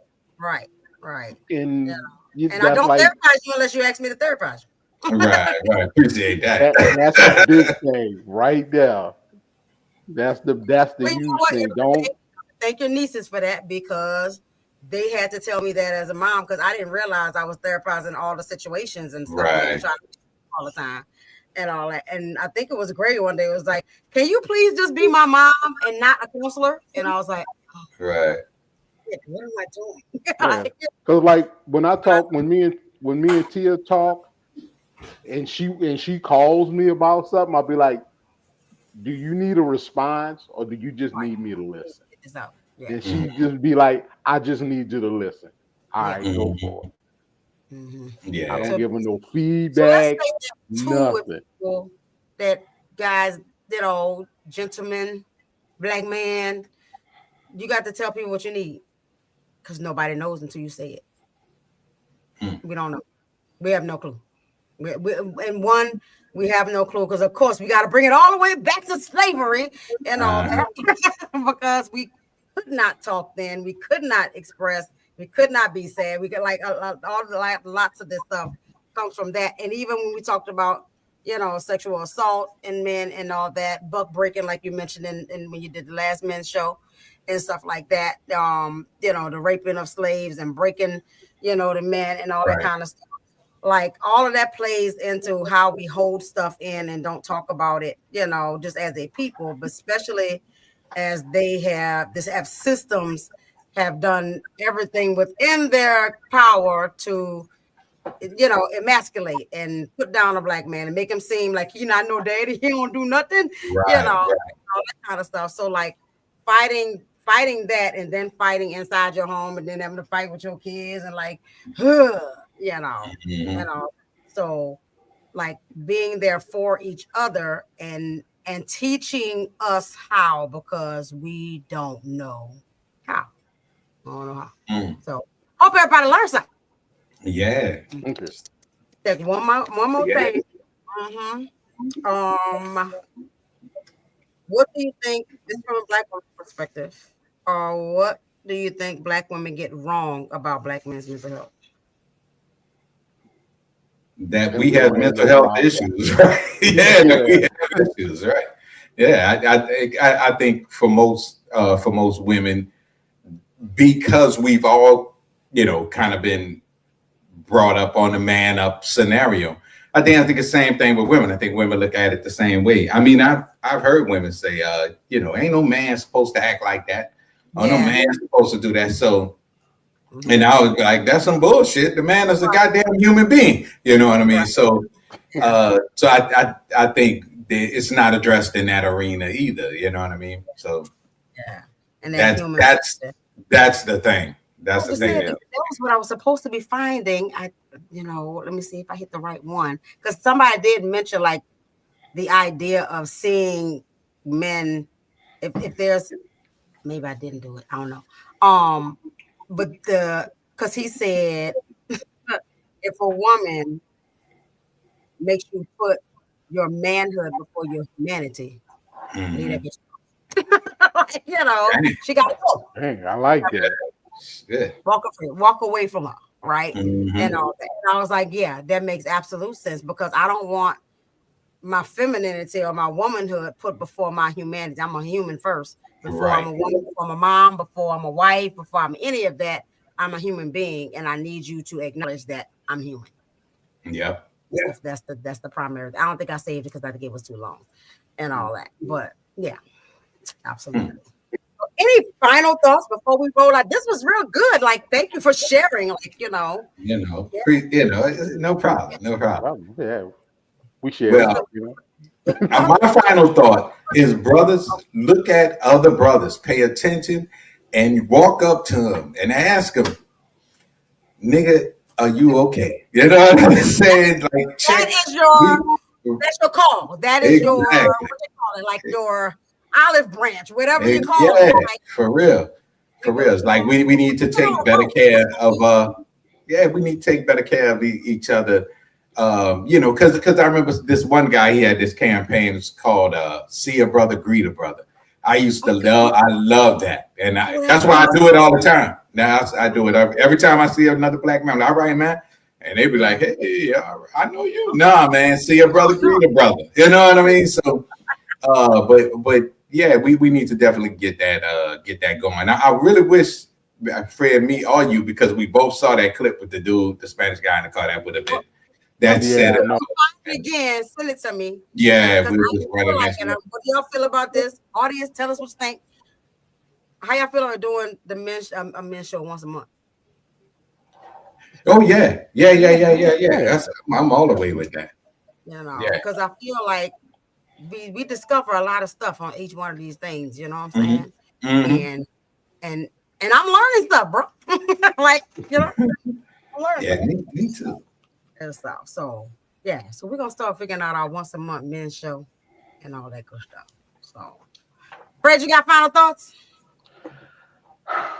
I'm kind of gonna run off of what Brian said. When I was in the Army, and I was gonna bring this up, we always used to consider it a brotherhood, because if you want to see men get vulnerable with other men, the military is the best place where you'll see it, because we're always together. So if something wrong with one of us, it's wrong with all of us. Gotcha. We need, especially as black men, because even though we have resources, you said it yesterday, Neil, when we was talking, a lot of those resources are not catered to blacks, to brown people, to Asian people.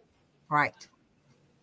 So just like Brian said a minute ago, see a brother, greet a brother. I do that all the time. I can't tell you, when we was flying home, every black man I saw, I'm like, "What's up, bro? What's up?" And they was like, I naturally do that with other black women, like, "Hey sis, all right, girl, look at that hair," like, just say, "I see you." It says, "I see you," and we have that as a community anyway, more in the South than up north and all that. But we feel like down the head, or what's up? Somebody that's black, I think like as black men, we do need to start getting back to being a brotherhood. Kind of the 60s and the 70s, we were more of a brotherhood. We looked out for each other. And I would like, and I'm going to try and start doing it myself, when I see younger black men, instead of telling them, "Well, back in my day," no, start asking them if they're okay. Start asking the younger men, "Then, brother, you all right?" Because they going through stuff too. Oh yeah. And they probably going through it 10 times. They going through it 10 times worse than we're going through it. Right. Yeah. A lot less structure. So Yeah.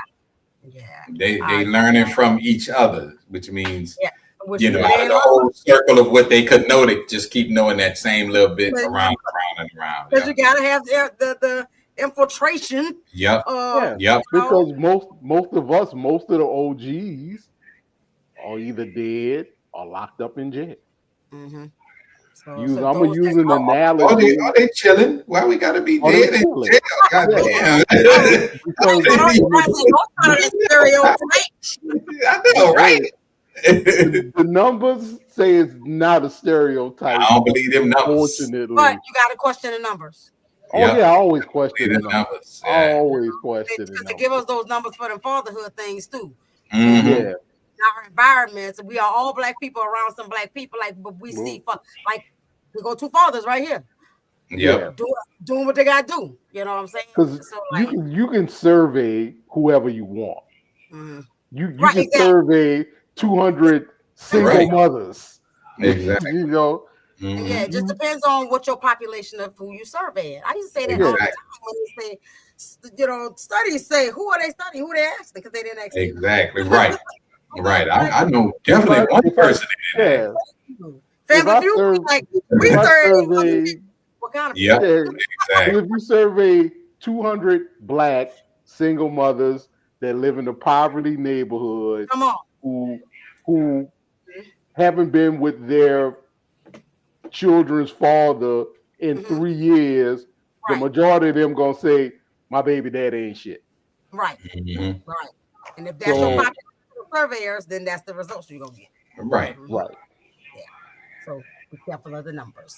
So before we roll out, Cycle Breaking Black Men, and I'm gonna ask my brothers to get in that group and talk about the stuff that you was talking about today and all that. And I'm gonna post some of these things that we said today in that group and all that. But I think it can use the voice. We also have Cycle Breaking Black Women and the Cycle Breaker Village Facebook groups. Feel free to get in there, folks, and join if you're looking for a brotherhood or sisterhood, because we're trying to build black community back up.